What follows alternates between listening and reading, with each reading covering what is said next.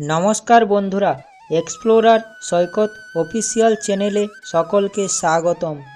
বন্ধুরা, আজ 27শে মে, বাংলায় 12ই জ্যৈষ্ঠ মঙ্গলবার। আজ জ্যৈষ্ঠ মাসের দ্বিতীয় মঙ্গলবার।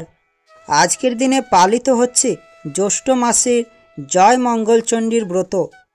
জ্যৈষ্ঠ মাসে প্রতি মঙ্গলবারে জয় মঙ্গলচণ্ডীর ব্রত পালন করা হয়। বলা হয় যে বিবাহিত মহিলারা এই ব্রত পালন করে থাকে এবং অবিবাহিত মহিলারাও এই ব্রত পালন করেন। জ্যৈষ্ঠ মাসে প্রতি মঙ্গলবারে মঙ্গলচণ্ডীর ব্রত পালন করলে বিপদ থেকে রক্ষা পাওয়া যায়, বিপদ কেটে যায় এবং সকল প্রকার শুভ ফল লাভ হয়। মা মঙ্গলচণ্ডী সমস্ত দুঃখ কষ্ট দূর করেন।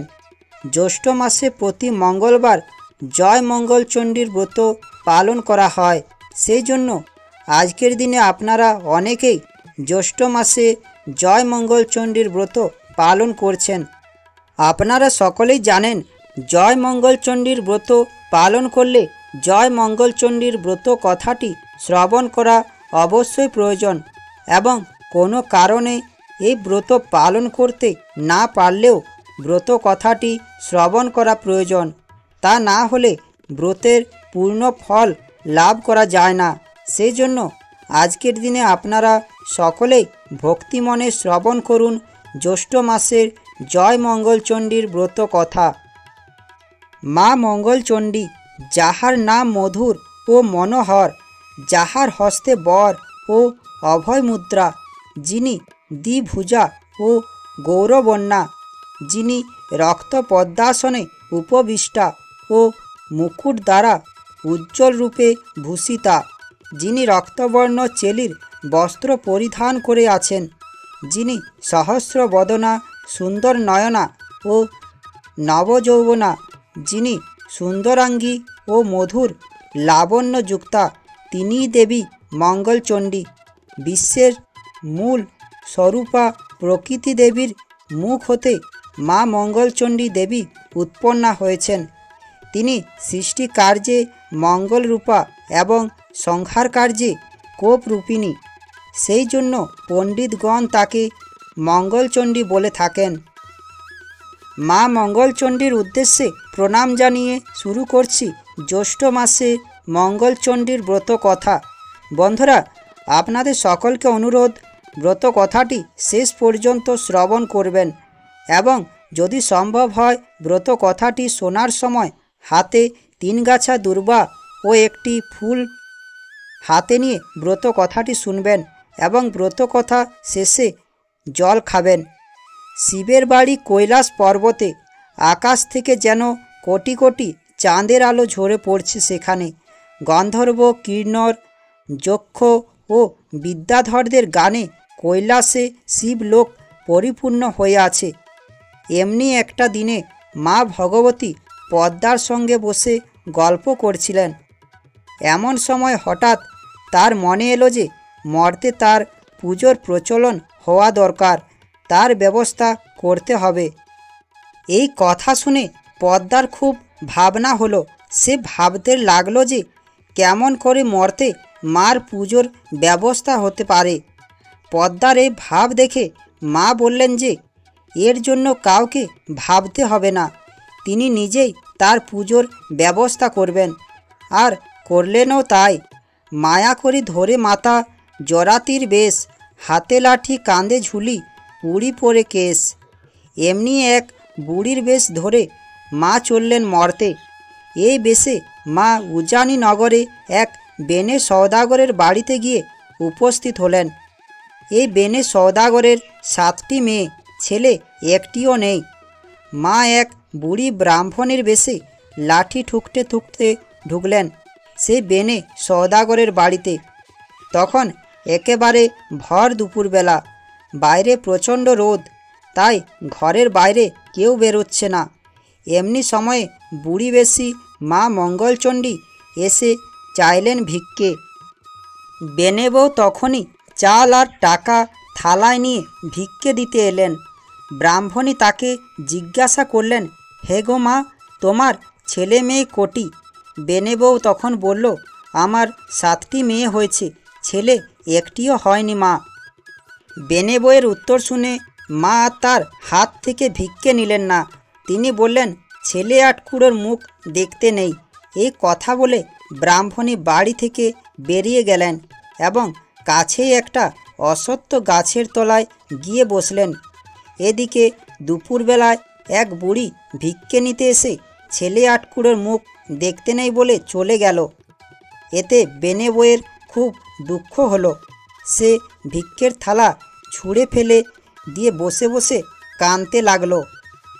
বেনে বউয়ের কান্না শুনে 7 মেয়ে তার ছুটে এলো, দাস দাসীরা ছুটে এলো, আর স্বয়ং বেনে সওদাগর ছুটে এলেন। সকলে বেনে বউয়ের কান্নার কারণ জিজ্ঞাসা করল, কিন্তু বেনে বউ কোনো কথা বলে না। শেষে সওদাগর অনেক অনুনয় বিনয় করার পর সে বলল সেই ব্রাহ্মণী ভিখারিনীর কথা। বেনে বউ আরও বলল যে ভিখারিনী বলে গেছে যে মেয়ে আটকুড়োর মুখ দেখতে আছে, তবু ছেলে আটকুড়োর মুখ দেখতে নেই। সেই জন্য বেনে বউ জেদ ধরেছে যে ছেলে না হলে সে আর জীবন রাখবে না। বেনে সওদাগর তখন লোকজন নিয়ে বেরোলো বুড়ির খোঁজে। কিছু দূর গিয়েই সওদাগর একটা অশ্বত্থ গাছের তলায় বুড়িকে বসে থাকতে দেখল। সওদাগর অমনি গিয়ে বুড়ির পা দুখানা চেপে ধরে বলল, মা, আমার বউ ছেলে আটকুড়ো বলে তার হাতে ভিক্ষে নাওনি, এতে তার খুবই দুঃখ হয়েছে। এখন তুমি মা দয়া করে একটা ওষুধ দাও, যাতে সে ছেলের মুখ দেখতে পারে। বুড়ি সব শুনে চুপ করে রইল। শেষে অনেক সাধ্য সাধনার পর বলল, তুই যখন নেহাতেই ছাড়বি না, তখন তোকে একটা ফুল দিচ্ছি, এইটা নিয়ে যা। ফুলটা খুব সাবধানে রাখবি। বেনে বউ যখন অশুচি হওয়ার 4 দিন পরে স্নান করে উঠবে, তখন তাকে এই ফুল ধোয়া জল খেতে বলিস, তাহলে তার চাঁদের মতো ছেলে হবে। বুড়ির কাছ থেকে ফুল পেয়ে সওদাগর ছুটল বাড়িতে এবং তার বউয়ের হাতে ফুলটি দিয়ে তাকে সব কথা বলল। কিছুদিন গেলে এইবার বেনে বউ অশুচি হওয়ার পর স্নান করে উঠে সেই ফুল ধোয়া জল খেলো। মা ভগবতীর দয়ায় অল্প দিনের মধ্যেই বেনে বউয়ের পেটে সন্তান এলো। বুড়ো বয়সে বউ গর্ভবতী হয়েছে, এবার তার আটকুড়ো নাম ঘুচবে। বাড়িতে সকলের কি আনন্দ। ক্রমে 9 মাসে বেনে বউয়ের সাধ দেওয়া হলো খুব ঘটা করে।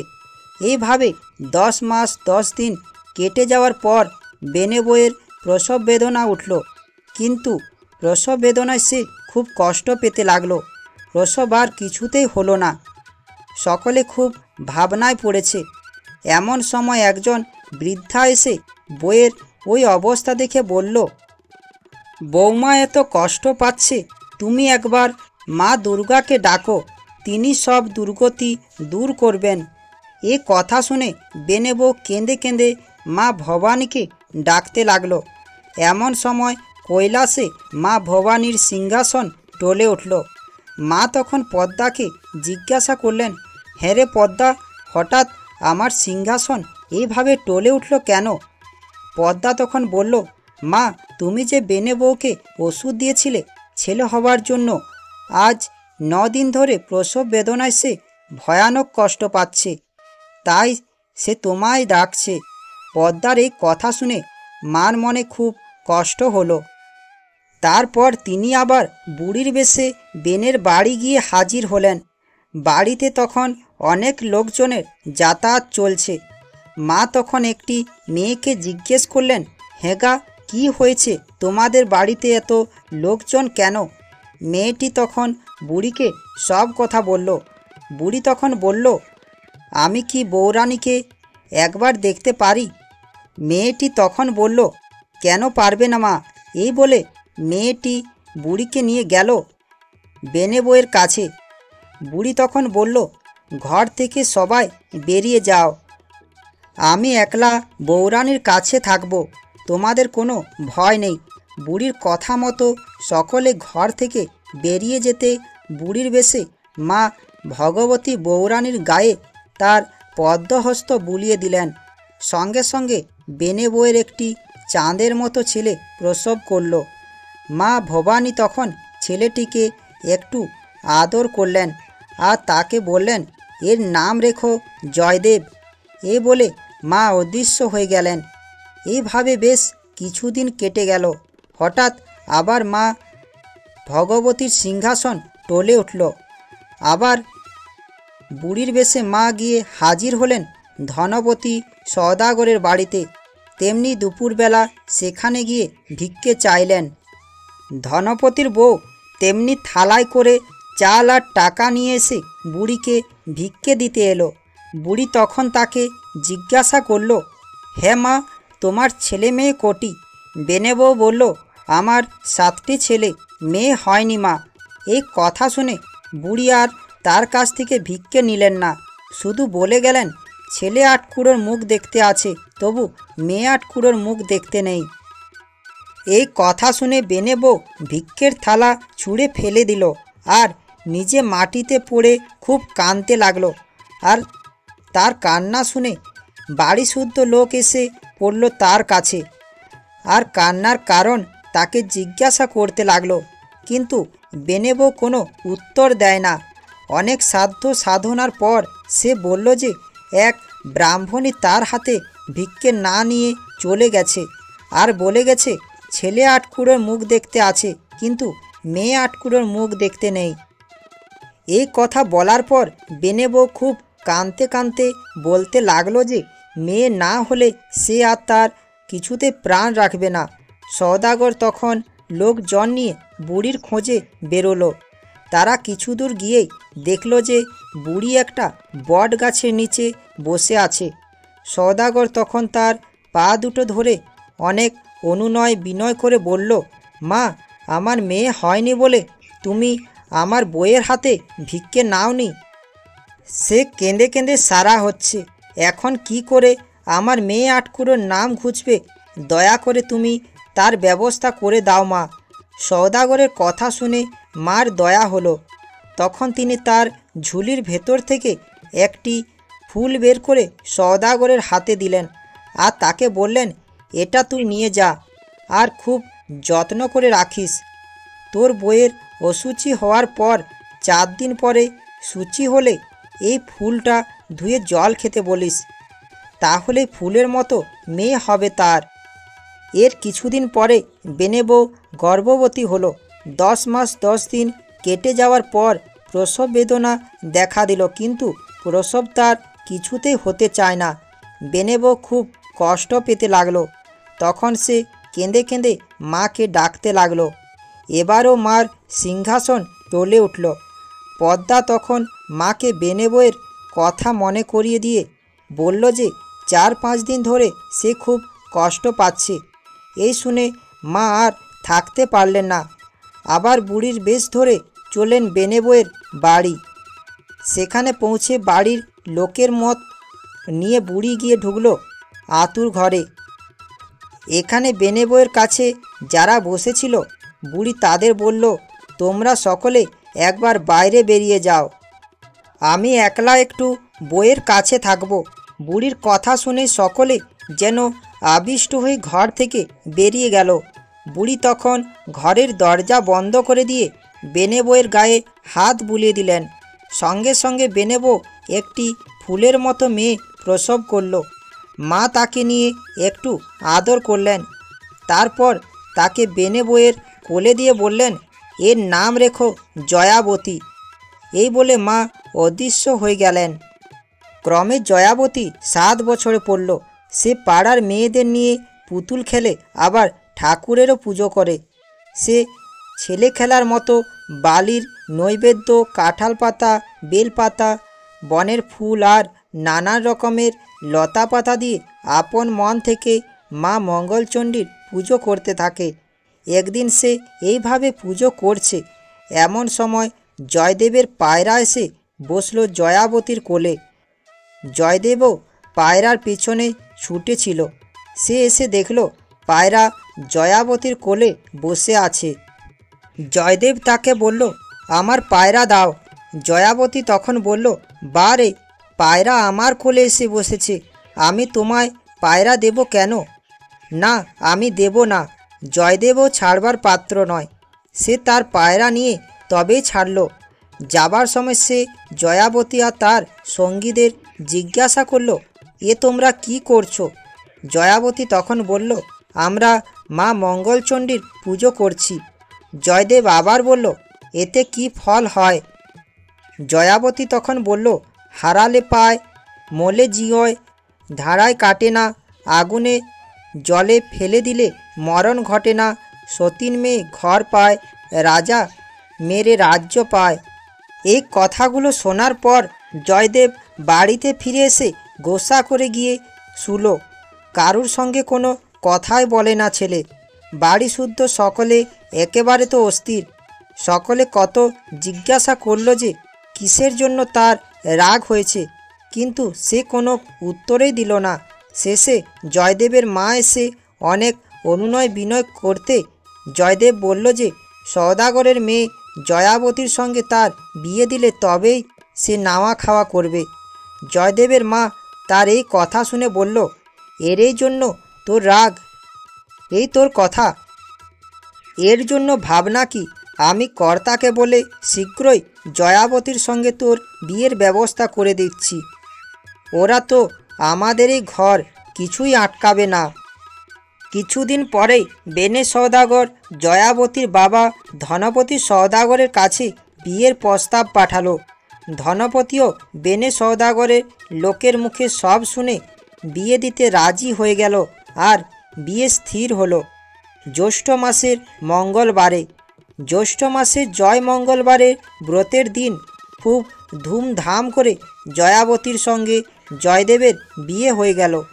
বিয়ের দিন রাত্রিতে বাসর ঘরে জয়াবতী আঁচলে বাঁধা গদ বের করে খেয়ে নিল। তাই দেখে জয়দেব বলল, ও কি, তুমি কোনো তুকতাক করলে নাকি? জয়াবতী বলল, তুকতাক কিছুই করিনি। আজকে জয় মঙ্গলবারে ব্রত করেছি, তারই গদ খেলুম। বিয়ের পর দিন ধনপতি সওদাগর জয়াবতীকে সোনার গয়নায় একেবারে মুড়ে দিল আর অনেক ধনরত্ন দিয়ে বর কনেকে বিদায় করল। যাবার সময় জয়দেব তার বাবার সঙ্গে না গিয়ে একটা আলাদা ডিঙ্গিতে করে বউকে নিয়ে চলল। ছেলের ইচ্ছে তার বাবা কোনো বাধা দিলেন না। খানিক দূর যাওয়ার পর জয়দেব জয়াবতীকে বলল, দেখো, এখানে চোরের খুব উপদ্রব। তুমি অনেক গয়না পরে আছো, চুরি যাওয়ার খুব ভয় আছে। তুমি সমস্ত গয়না খুলে তোমার কাপড়ে একটা পুটলি করে আমায় দাও, আমি ওটা কোলে নিয়ে বসে থাকি, আর তুমি আমার চাদরটা পরে থাকো। জয়াবতী তাই শুনে গয়নাগুলো একটা পুটলি করে জয়দেবের হাতে দিয়ে দিল। আর জয়দেব সঙ্গে সঙ্গে সেই পুটলিটা জলে ফেলে দিল। তারপরে কৈলাসে মা ভবানীর আসন টলে উঠল। মা পদ্মাকে জিজ্ঞাসা করলেন, আবার আমার আসন টলল কেন রে পদ্মা? পদ্মা বলল, তোমার জয়দেব জয়াবতীর সব গয়না জলে ফেলে দিয়েছে, এখন কি উপায় হবে? দেবী ভবানী তখনই রাঘব বোয়ালকে ডেকে বললেন, আমার জয়াবতীর সমস্ত গয়না জয়দেব পুটলি করে জলে ফেলে দিয়েছে। তুমি পুটলিটা এখনই গিলে ফেলো আর পেটের মধ্যে রাখো। আর খাল, বিল, নদী ও পুকুরে যেখানে যত মাছ আছে তাদের ডেকে বললেন, কাল থেকে 3 দিন তোমরা সকলে গভীর জলের মধ্যে। এদিকে বেনে সওদাগরের বউ মেয়েদের নিয়ে ডিঙ্গা বরণ করতে এলো। সকলে দেখল বইয়ের গায়ে একখানাও গয়না নেই। সকলে বলতে লাগলো যে বইয়ের বাবা এত বড় মানুষ হয়ে মেয়েকে একখানাও গয়না দেয়নি, কি আশ্চর্য। যাই হোক, বেনে বউ নিজের ঘরের নানা রকম গয়না বউকে পরিয়ে বউ বরণ করল আর তাকে ঘরে নিয়ে গেল। পরের দিন বউ ভালো মাছ ধরে দেওয়ার জন্য জেলেদের উপর হুকুম হলো। জেলেরাও বেরোলো মাছ ধরতে, কিন্তু কোথাও কোনো মাছ মেলে না। শেষে নদীতে জাল ফেলতে জালে পড়ল সেই রাঘব বোয়াল, যে জয়াবতীর গয়নার পুটলি গিলেছিল। জেলেরা মাছ নিয়ে এসে সওদাগরের বাড়িতে এলো। প্রকাণ্ড মাছ, বাড়ির সবাই খুব খুশি। মাছ কাটবার আয়োজন হলো, কিন্তু বটি, কাটারি, এমনকি কুড়ুল দিয়েও সে মাছকে কেউ কাটতে পারল না। এইসব ব্যাপার দেখে জয়াবতী তার শাশুড়িকে বলল, মা, আমি মাছটা কুটব। শাশুড়ি বলল, এত মানুষ কাটতে পারলো না, আর তুমি পারবে? কি বলছো বৌমা? জয়াবতী কিন্তু সহজে ছাড়ল না। শাশুড়ি কি অনেক বুঝিয়ে সুঝিয়ে নিজেই মাছ কুটতে বসলো। মা মঙ্গলচণ্ডীকে স্মরণ করে সে ছোট বঁটি একটা দুটো কোপ দিতেই মাছটা টুকরো টুকরো হয়ে গেল, আর তার পেটের ভিতর থেকে বেরিয়ে এলো সেই গয়নার পুঁটলি। এদিকে জয়াবতীকে সব গয়না ফিরে পেতে দেখে জয়দেব বলল, হারালে পায়। জয়াবতী তো সত্যি সব হারিয়ে আবার ফিরে পেল। সেদিন বৌভাত, 1700 বেনে এসেছে নিমন্ত্রণ খেতে। জয়দেব গিয়ে চুপি চুপি তাদের বলে দিল যে তারা যেন বলে মাছ যে কুটেছে সেই যদি রান্না করে তবেই তারা খাবে, তা না হলে খাবে না। তখনই কথাটা বেনে সওদাগরের কানে উঠল। বেনে সওদাগর জয়াবতীর কাছে গিয়ে বলল, মা জয়াবতী, তুমি না রান্না করলে কেউ খাবে না বলছে, এখন কি হবে মা? একটা উপায় যে তোমাকে করতেই হবে। এই কথা শুনে জয়াবতী প্রাণ ভয়ে মা মঙ্গলচণ্ডীকে ডাকতে লাগলো। জয়াবতীর কাতর প্রার্থনা শুনে আবার কৈলাসে মা ভবানীর আসন টলল। মা পদ্মাকে বলল, কি হয়েছে রে পদ্মা, আবার আমার আসন টলল কেন? পদ্মা বলল, তোমার ব্রতদাসী জয়াবতী বিপদে পড়ে তোমাকে ডাকছে। আজ বৌভাত 1700 বেনে এসেছে নিমন্ত্রণ খেতে। তারা বলছে জয়াবতী না রান্না করলে কেউ খাবে না। তখন মা ভবানী এক শ্বেত মাছি রূপ ধরে উড়ে জয়াবতীর কাছে গিয়ে উপস্থিত হলেন। পরে মা জয়াবতীর কানে কানে বললেন, ভয় কি? তুমি বলো 17টি হাঁড়ি চাই এবং 17টি সরা চাই আর 17 গোছা বেড়ি চাই। মায়ের কথা মতো জয়াবতী গিয়ে শ্বশুরকে ওই জিনিসগুলো আনিয়ে দিতে বলল। জয়াবতীর শ্বশুর তখনই জিনিসগুলি আনিয়ে দিল। জিনিসগুলো রান্নাঘরে রেখে দেওয়ার পরে জয়াবতী একখানি চেলি পরে রান্নাঘরে গিয়ে ঢুকে দরজা বন্ধ করে মা চণ্ডীকে ডাকতে লাগলো। মা তক্ষুনি এসে উপস্থিত হলেন এবং মা মঙ্গলচণ্ডী জয়াবতীকে সাহায্য করলেন। কয়েক বছর পর জয়াবতীর এক পুত্র হয়। তখন জয়দেব তার ছেলেকে টুকরো টুকরো করে হাঁড়ি করে জলে ভাসিয়ে দেয়। তখন মা মঙ্গলচণ্ডী শঙ্খচিলকে বাঁচাতে বলে। তখন তার ছেলেকে মা বাঁচায় এবং পরে আবার জয়দেব তার ছেলেকে মারার চেষ্টা করে। বারবার মা মঙ্গলচণ্ডী তাকে রক্ষা করে। তারপর জয়দেব মা মঙ্গলচণ্ডীকে বিশ্বাস করতে থাকে। সেই থেকে জয় মঙ্গলবারের ব্রত কথা সারা পৃথিবীময় ছড়িয়ে পড়ল। জয় মঙ্গলচণ্ডীর ব্রতের ফল হলো, যে স্ত্রীলোক জয় মঙ্গলবারের ব্রত পালন করে সে কখনো জলে ডোবে না, আগুনে পোড়ে না, কোনো অস্ত্রের ঘায়ে তার মরণ হয় না, আর তার হারানিধি ফিরে পেয়ে থাকে। আশা করি জ্যৈষ্ঠ মাসে জয় মঙ্গলচণ্ডীর ব্রত কথাটি শুনে ও দেখে আপনাদের ভালো লাগবে। জয় মঙ্গলচণ্ডীর ব্রত কথাটি দেখে ও শুনে ভালো লাগলে আমার চ্যানেলটা সাবস্ক্রাইব ও লাইক করার অনুরোধ রইল। মা মঙ্গলচণ্ডীর ব্রত কথাটি সকলের কাছে পৌঁছেও দেওয়ার অনুরোধ রইল। ধন্যবাদ।